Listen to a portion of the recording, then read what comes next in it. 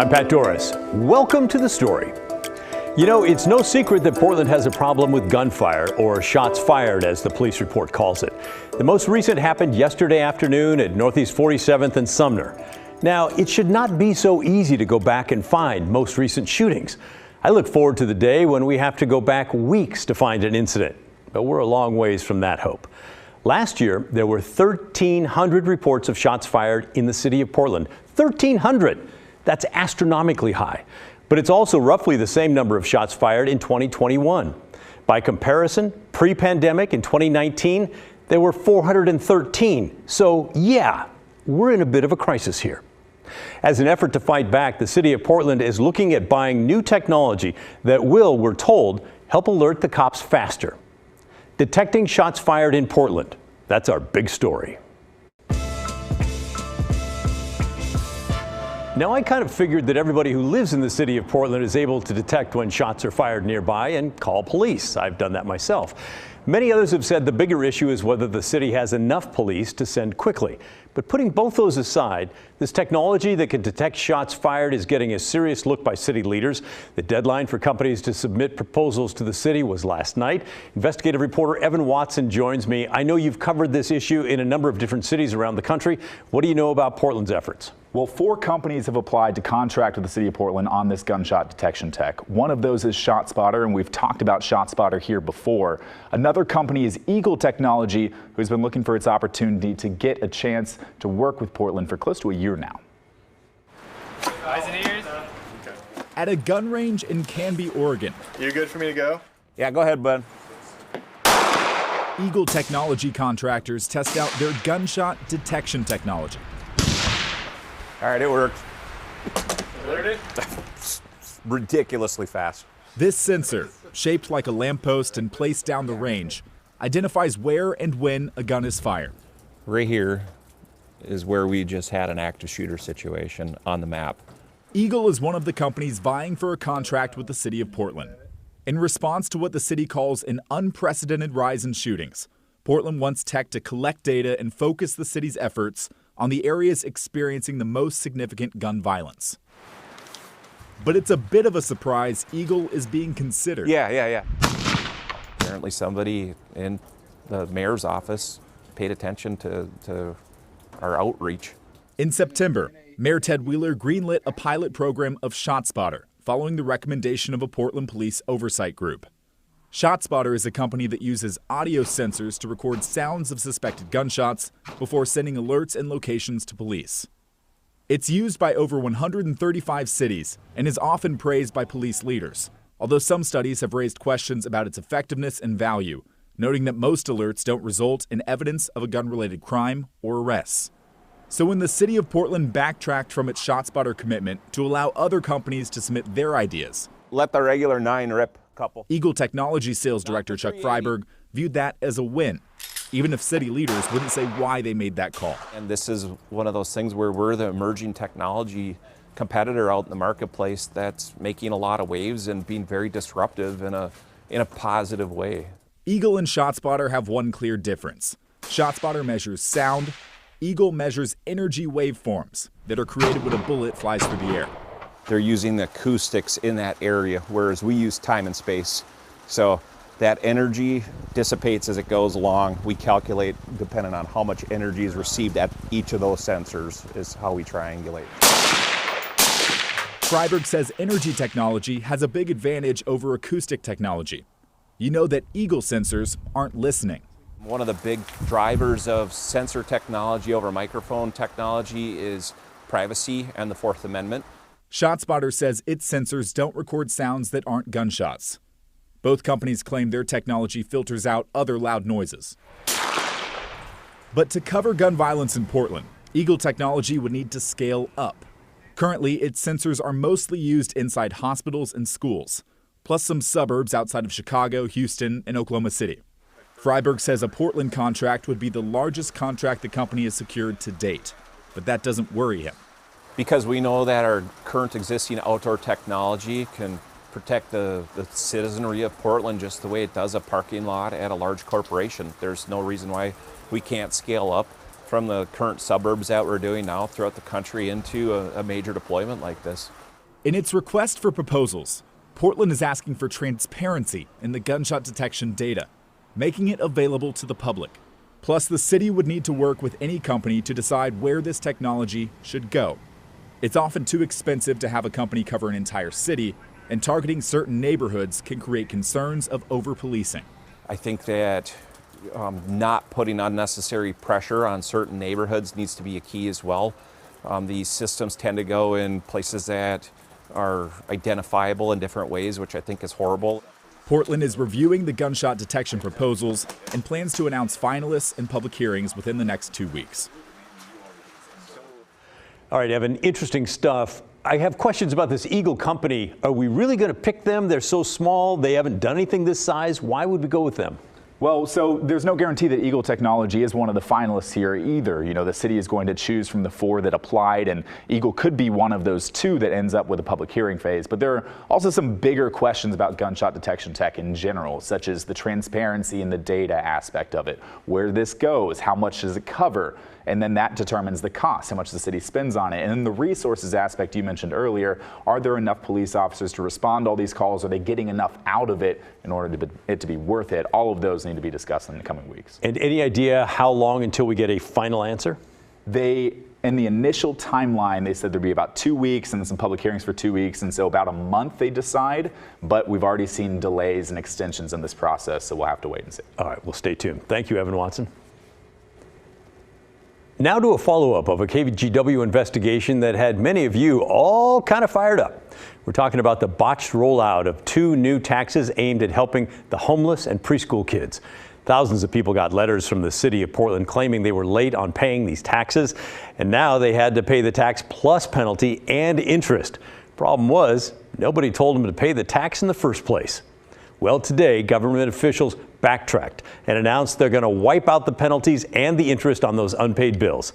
Here's investigative reporter Kyle Aboshi. Elected leaders at Metro and Multnomah County abruptly reversed course by waiving all penalties and interest for a pair of new taxes meant to fund homeless services and preschool.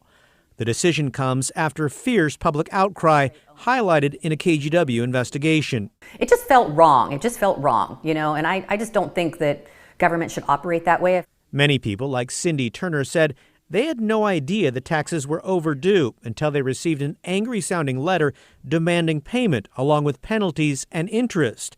But now the government has decided to waive those fees for tax year 2021, the first year the tax went into effect. And for those who already paid, penalties and interest will be refunded.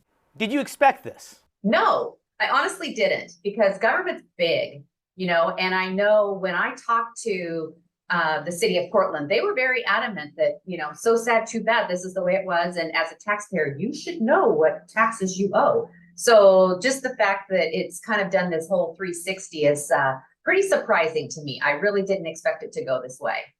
Nearly 20,000 high-income households are getting letters warning they didn't pay Metro's newly created homeless services tax or Multnomah County's preschool for all tax, which voters overwhelmingly approved in 2020.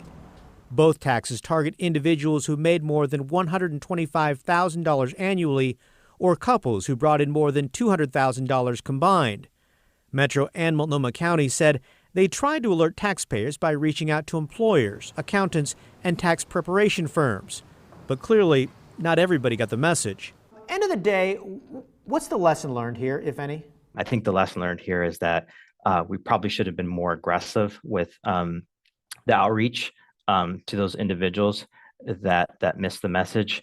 Adding to the challenge, the popular tax preparation software TurboTax didn't warn taxpayers who were likely to owe. What, if anything, can be done to change this? You know, we can't require them, but, you know, we can do added, continued pressure from our electeds and our officials on trying to get them to support an earlier transition to implement into their softwares. Metro and Multnomah County plan to increase outreach in the future through mailers, advertising, and social media, so taxpayers aren't blindsided by new taxes. Both Metro and Multnomah County say it's too early to accurately calculate compliance rate, but early data suggest roughly a third of those high-income households that owe the tax have yet to pay. Kyle Aboshi, KGW News. Thank you, Kyle. Now to our homeless crisis. Drive around Portland or on any of the interstates and you'll see evidence of homeless people camping right by the road or along the on-ramps or exit ramps. That is dangerous for the campers. ODOT and the city remove those camps sporadically, but now those removals from ODOT property, they're on hold. And as Blair Best reports, it's all because the city and ODOT have run out of money to remove them. It's really like lullaby music by now. I've gotten way used to it. That's how 29-year-old Michael Saxton describes camping along Interstate 405. Like, I want to make a little home best I can. He's been on this corner of Southwest 13th Ave for 2 weeks. But here's like a safe place I can leave and I can actually come back and all my stuff's still here. That newfound security is in part because the city has run out of money to remove camps like his that are on Oregon Department of Transportation property, something he's been running from for months. When I get a little bit of comfort and stuff, which is hard to find out here, those sweeps, it's like I know the city's just trying to help and stuff, but then the sweeps come out of nowhere. The State Transportation Agency provides the city with $2 million a year for homeless camp cleanups on ODOT rights of way. The city is responsible for managing those funds, but as of this month, they've already spent all the money for their budget year. So what does this all mean for all of the tents that we see on the interstate? Well, the city says that all camp removals on ODOT property are on pause until they find more money or until their budget cycle is up, which is in roughly 5 months. I guess that's lucky for me, it feels like, because they're not going to be able to throw me off of this place, which is nice. The city recently increased their impact reduction program to remove more camps in dangerous, high-trafficked areas. With more cleanup teams available, ODOT asked the city to increase how often they remove camps on their property too. That's when the city used up all the money allotted for camp removals on ODOT property. A challenge for local leadership, yet a relief for the homeless. It's just peace of mind being able to have stuff someplace and have it still be there when you get back. ODOT and the city are currently looking for more money for these camp removals and for safer places for homeless people to go. Mayor Ted Wheeler even talked with the governor about this recently. Now, one other thing to note, that this does not apply to camps on city property. Those cleanups and removals are still happening. Blair Best, KGW News. Now, this story had all kinds of twists and turns for Blair today, with ODOT and the city basically using her to try to communicate with one another. Pick up the phone, you guys.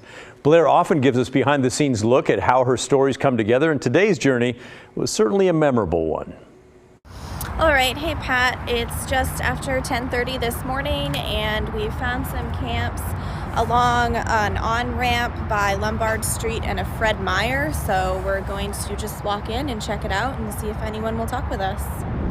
All right, so we struck out with that one. We talked with one homeless man who's kind of up on the hill behind there, and he just wouldn't go on camera, but he told us to check out behind Fred Meyer off Lombard Street.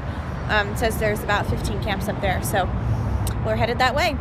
All right, so as we were checking out that other campsite and shooting some video of the tents along the interstate, a homeless man was yelling at us, so we're just gonna abandon these camps, get in the car, and try to find others. All right, so we ended up driving back towards the station, actually, and we found all these tents off of Southwest Morrison, and we found a 29-year-old man who's been camping here for about 2 weeks, willing to talk with us, and you know, he said he was lucky that ODOT has no more money to remove camps from their property. He says finally he has peace of mind and he can create a home. So, just interesting. These are some of the tents on ODOT property off of Southwest Morrison. And if you see the, spray paint here, stop the sweeps.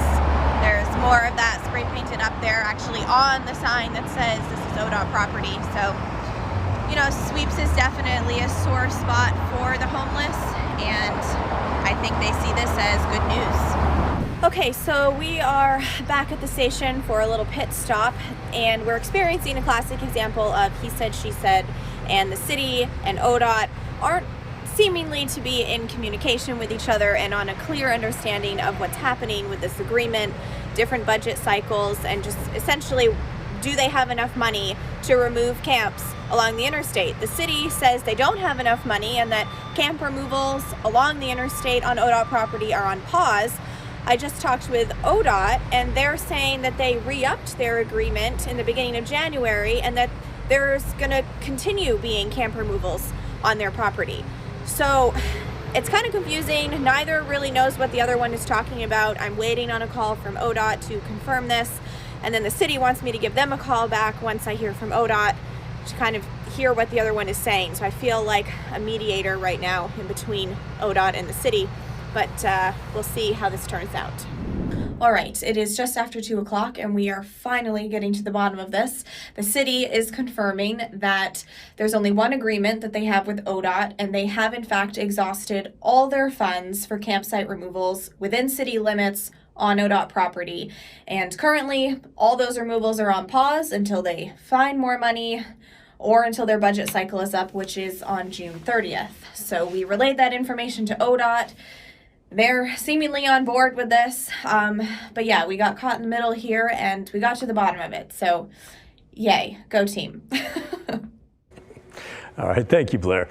Look, let's review what the three stories we've just seen have in common. The first is about the city of Portland thinking about using a new technology in a company that's never done a project so big, as opposed to a company that's in 135 cities but is far from perfect. The next was about government tax managers botching the rollout of a new tax, charging fines and fees for a tax that many upper income folks did not know that they owed. And the last is about ODOT and the city having such bad communication, they've already blown all the highway homeless cleanup money, and they need to use Blair as a go-between. The common thread there, in my opinion, is competence, or perhaps lack thereof. Now, it would be easy to verbally beat up on the government folks, but instead, let's think for a moment about who's hurt by that lack of competence.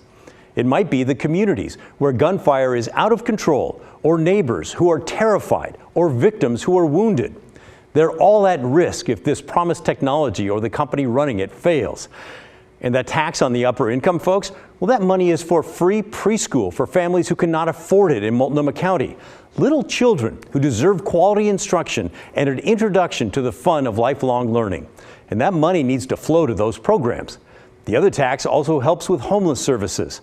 The homeless campers moved from on-ramps and off-ramps, they're not moved because they're an eyesore, even though they are, in my opinion. They're moved because their lives are in danger. I personally talked with friends of a man killed by a drunk driver who veered off an I-205 off-ramp and into the tent where he was staying. They were sick with sadness. It's another burden of pain added to their suffering. It's dangerous, and if they're not moved, I fear it's just a matter of time before someone else dies. So, the lack of competence has consequences. It's frustrating for all of us to see things not working, and I think that we should all expect better. It's not piling on when we call out the problems we see in government. It's shining a light in the hope of getting better performance and better results. And I think we all deserve that. Well, that's my opinion anyway. What's yours? You know the drill. Send an email. thestory@kgw.com is our address, or call and leave a voicemail, 503-226-5090. Still to come on The Story, we asked for your thoughts on Portland's broken window problem following our investigation that showed vandalism is skyrocketing. Oh, Pat. As a longtime resident of downtown itself, I might have a perspective or two. And you had plenty to say, from observations to possible solutions to some foul-mouthed fury. We'll share some of what you had to say when The Story returns.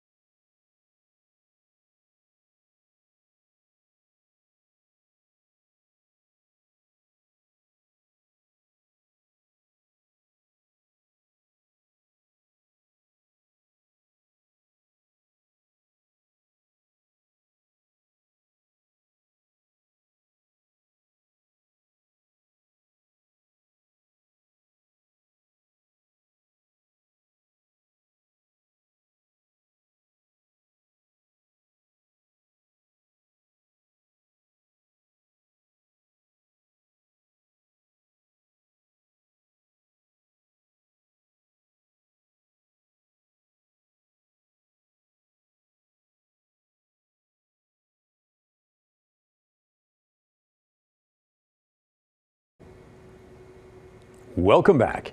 Yesterday, investigative reporter Kyle Leboshi looked into the epidemic of broken windows in downtown Portland. Every 42 minutes, there's a report of vandalism in Portland, often involving panes of glass turned into shards to decorate the sidewalk. Vandalism cases doubled in the Rose City from 6,000 in pre-pandemic 2019 to more than 12,000 last year. And the most recent FBI data suggests there was $18.9 million in property damage citywide last year. Kyle showed us evidence that only 1 in 10 vandalism cases results in an arrest, and many of the suspects are repeat offenders, often breaking things as random acts of destruction. Many defendants self-reported mental health issues and admitted taking drugs like meth. So, we asked your thoughts on this issue. Kathleen said, "I loved Portland, but I am afraid to go downtown now. The boarded up buildings are sad. I hope Portland can figure this out."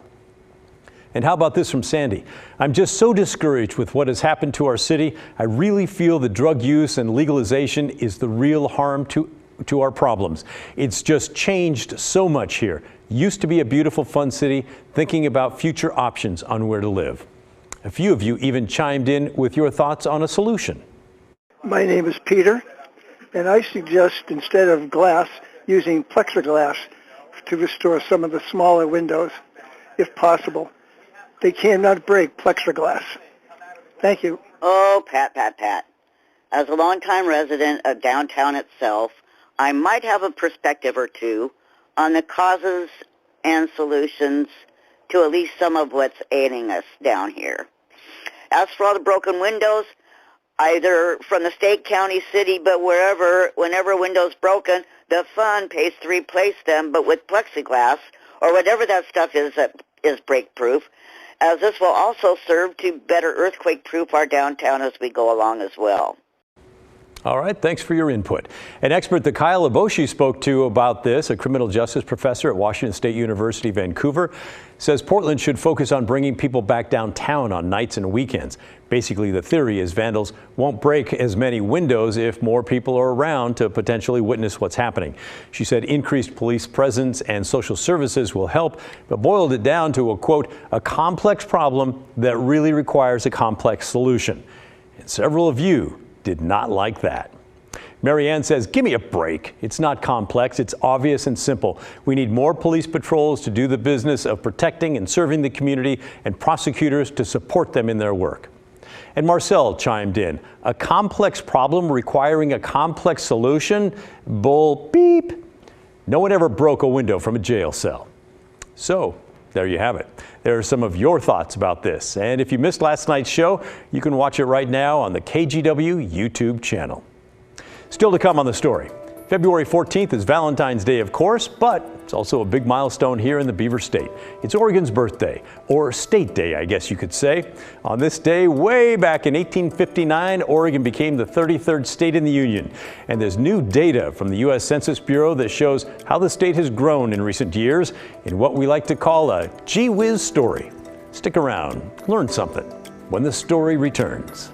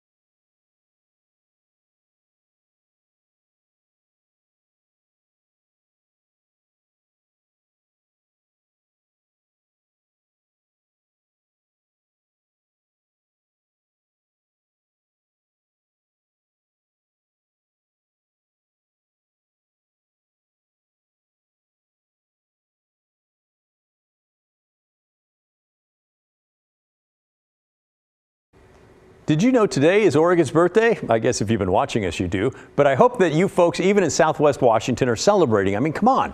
Your day is November 11th. Remind me, we'll celebrate you too. But back to Oregon. On this day, back in 1859, Oregon officially became a state. That's 164 years ago. So, how is Oregon growing? Well, we have some stats to share thanks to the U.S. Census Bureau, which has data through 2020. Oregon's population in 2020 was 4.2 million people. That's up 10.6% from 2010. 75% of the state's population is white. That's more than 3.1 million people. 588,757 people in Oregon reported Hispanic or Latino origin. That's an increase of 31% since 2010. That group makes up nearly 14% of Oregon's population. People with an Asian origin made up 4.6% in Oregon, and Black or African Americans made up 2% of the population in 2020. Oregon is the 10th largest state by area and was the 33rd to join the Union. Here's some other fun facts from the Census Bureau. There were 118,927 businesses, big and small, in 2020. The median income in 2020 was $71,562. And a reminder that median means half the households earned more, half earned less. Just under 94% had health insurance, and just over 36% had 4-year college degrees. In terms of aging, in Oregon, there were just over 1 million people 60 and older in 2020 and 1.5 million who were 29 and younger. How about that? So now you know. All right, keep sending your questions and comments to thestory@kgw.com. We're going to wrap things up right after this.